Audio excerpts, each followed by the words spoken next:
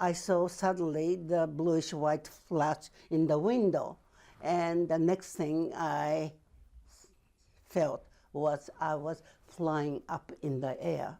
My body was floating. The blast from the detonation just flattened all the building.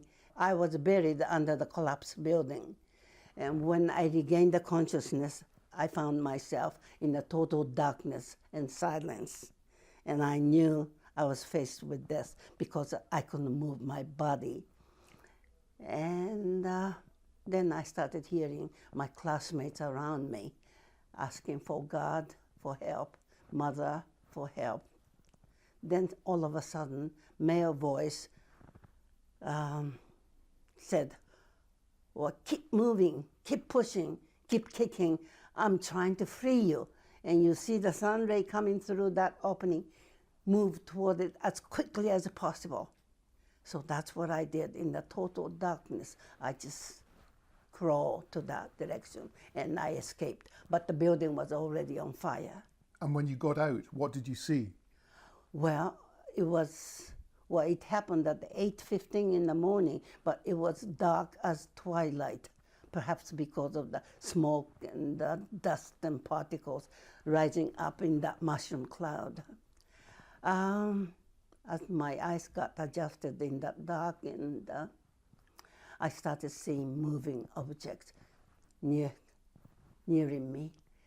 And I couldn't believe they were human beings. They just didn't look like human beings. It was a procession of ghosts, by my words, because their hair was just standing up. And they were bleeding, covered with blood, and burned, blackened, and swollen.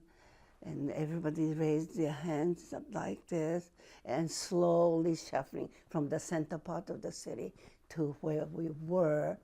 And some were carrying their own eyeballs. And as they collapsed, their stomach just burst open, just intestines just stretching out. The soldier said, well, you girls, 3 of us who managed to escape, and said, you better join that procession and escape. And we did that as we stepped over the dead bodies. You're here in Scotland to take your message to politicians, in particular here in Scotland.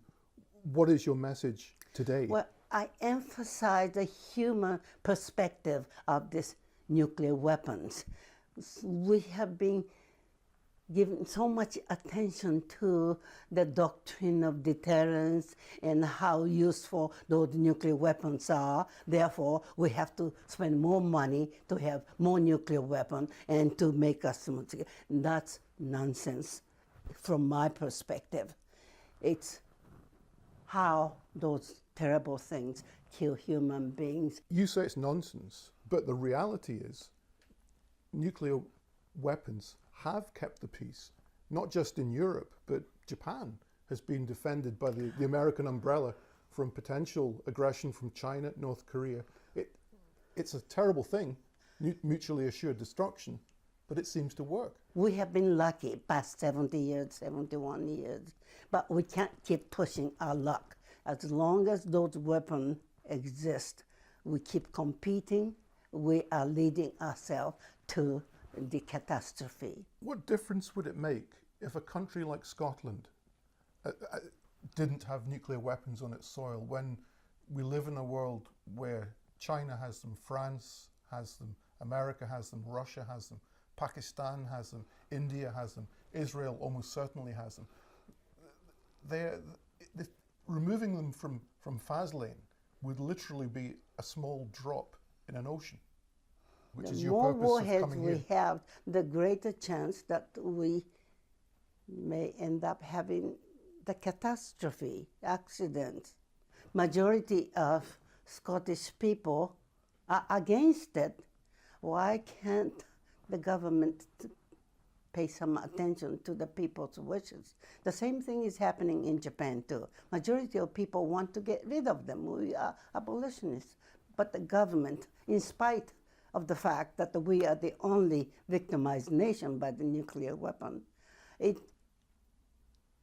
has been doing what it has been doing because Japan has a military alliance with the biggest nuclear weapon states. I think as a member of such a military alliance, I think those states feel the obligation to be loyal to, and that's the unfortunate reality. Somehow we have the notion that by having the nuclear weapon, we can secure our security. But I think there are other ways of achieving that security rather than having that indiscriminate mass killing device. It's not the bomb, it's a device for mass murder.